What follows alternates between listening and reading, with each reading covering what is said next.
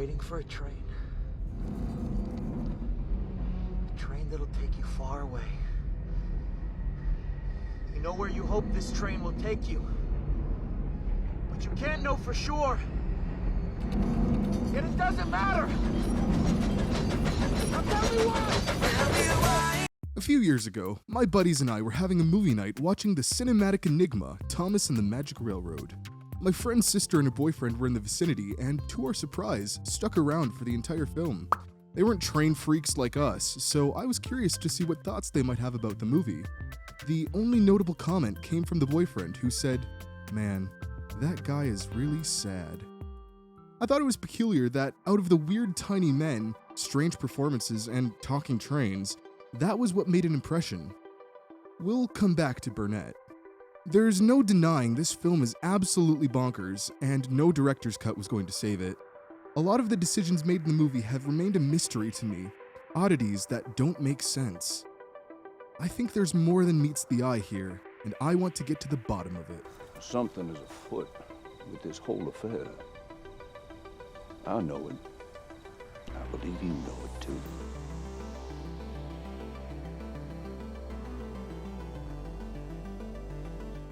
Headed by Britt Allcroft, the film's production was turbulent, and there's an entire iceberg about what did and didn't make the final cut. But for our purposes, we're going to focus on clues that are left in the final version. Before we get answers, You must ask the right questions. why isn't Thomas the main character? He's in the title, but he and the other engines aren't actually in the movie as much as you would hope they would be. As we all know, Thomas is based on the books The Railway series by the Reverend W. Awdry, and up to the time of the film's release, the television series had stayed fairly grounded in the established rules of the universe. The island of Sodor is home to a railway that runs just like any other, ultimately a service meeting the needs of people near and far. The trains just so happen to talk. This is not the case in the film. There's a distinct lack of human presence anywhere besides the main stars who visit Sodor. What's going on here? What's going on here? What's going on here? Why are all these trains still pulling coaches if nobody's inside? Who's receiving these freight shipments? Why is Sodor a completely different dimension? I've struggled with these questions for years, but I always ended up with well, it's a weird movie and things are weird for some reason, so it's just weird. This is an aspen. You can tell that it's an aspen tree because of the way it is. This has got to be more than just an oversight. A peek at some of the stage directions in the script reveals a lot. The island of Sodor is a toy world come to life. I think I've read this before when digging around in the behind-the-scenes material, but just assumed it was a flowery way of describing the production. While never stated in the film, it makes things start to line up if you take it literally. Thomas is not a real engine in this movie. He is a toy. You are a toy! The sound design supports this. The show beforehand knew how to make these engines sound like machines, but in the movie, the engines don't have the same depth in the way they sound. They're rattly and light, just like toys. Even the whistles heard in the background are like those wooden ones. So hot when you're red. No effort is being made trying to convince you that this world is real. This is why Mr. Conductor fits in size-wise, because Sodor is a giant magical play table. Even this cameo of Lady Hat reinforces that the human inhabitants of Sodor aren't made of flesh and blood. No, don't like that. This is a very intentional distinction, and I think there's a practical reason for this. Given the film uses live-action actors and scenes, when you put a real person on a model set, you can just tell it's fake. If the model sets are all you see, then maybe you can try to create some immersion. But if you have fully live-action scenes right next to ones done with miniatures, your suspension of disbelief is shattered.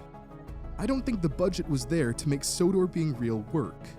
And perhaps Britt saw this as an opportunity to lean into it being a complete fantasy land. Random choices start to make sense in this viewpoint. Talking tumbleweed, literate rabbits, bellflowers that act as a communication device? Well, I would say this is a firmly wrong direction for Thomas. The way it's used is actually kind of brilliant. All of these things together create a hodgepodge of stuff that surely only the imagination of a child could conjure. There are a lot of human characters in this movie, but none are as important as Burnett Stone. Burnett Stone is the heart of this movie. But but only Burnett knew that. It's not even Lily, his granddaughter, who's only introduced after Burnett. I've seen a lot of, not so much criticism, but bewilderment about Peter Fonda's performance here. Okay, Peter, I'm just gonna tell you right now, you're trying way too hard here. This isn't Yuli's gold, it's Thomas the tank engine! This is a broken man. We're shown that he's suffered the loss of the love of his life, Tasha. In his grief, Burnett has become an isolated recluse on a mountain, cut off from the people that care about him. Not only is he grieving, but he is stuck with a larger-than-life reminder of his own failures, Lady, an engine he promised to give Tasha a ride on one day, but never got the chance to because of Diesel 10, which we will visit later. I think the fact that Fonda plays this character with such sincerity is what makes him work. He's depressed, racked with guilt, and worn out. We're told that he's tried everything to get Lady running again, but nothing works. Even when Lily comes to stay with him, he's just out of it. Do you want to come too? I never go there now. Bye, Grandpa. He's not fun to be around, and he's not meant to be. When things go wrong, like his granddaughter going missing, he just kind of is apathetic. We'll find her. Don't worry. I don't think this is because he doesn't care, but he just doesn't have anything left in him. And maybe he feels worse because he's let someone he cares about down again. So what does this have to do with the trains? It's implied but never directly addressed that Burnett has been to Sodor in his youth. Because I think he's been here himself long ago. What if Lady and the Magic Railroad represent a literal connection between Burnett and his childhood? Across oceans of time. What if that's why Sodor is an imaginary world in another dimension, threatened by the magic going extinct, being forgotten completely? We're told through narration that not only was Tasha Burnett's wife, but also his childhood friend. With his childhood friend, Tasha. One day, Tasha, I'm going to drive this engine, and I'll take you with me. Promise you will, Burnett. Promise. I promise.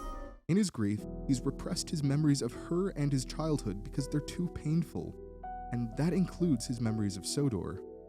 In fact, Burnett actually never talks about Tasha until a moment of vulnerability when he's reunited with Lily, and he finally opens up.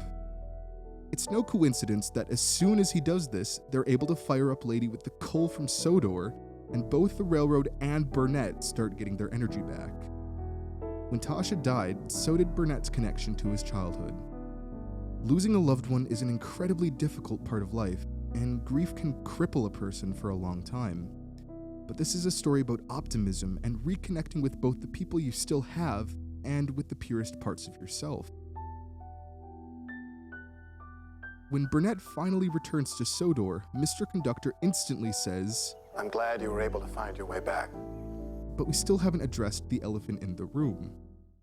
What is the significance of Diesel 10?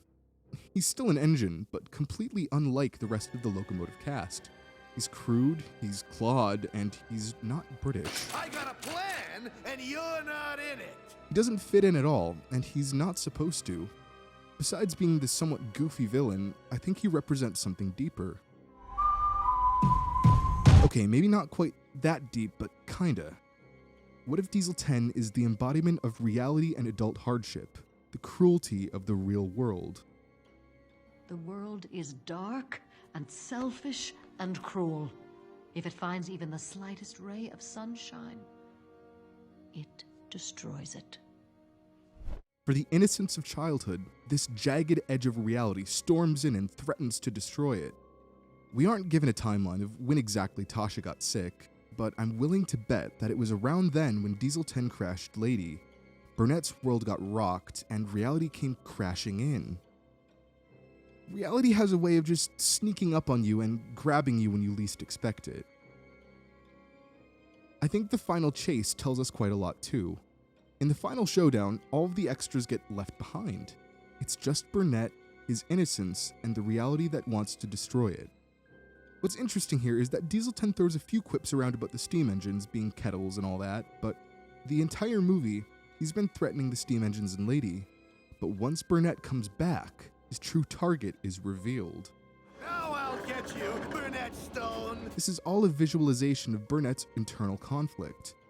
Which brings us to another important symbol. The viaduct is deteriorating throughout the film and finally collapses in the climax. It only starts crumbling though when Diesel 10 is around it. Thomas goes over it just fine earlier. In the moment of truth, Burnett crosses over with Thomas as well.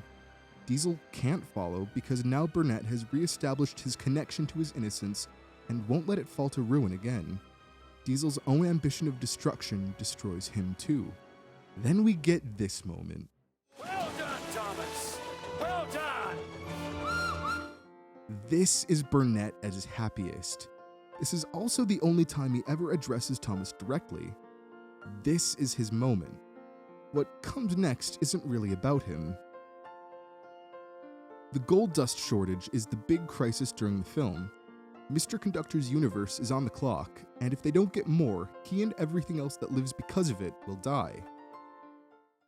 And if he finds her, I fear that will destroy us all. What? The gold dust is simply the magic of childhood, playing and imagining uninhibited by the darkness that comes with age.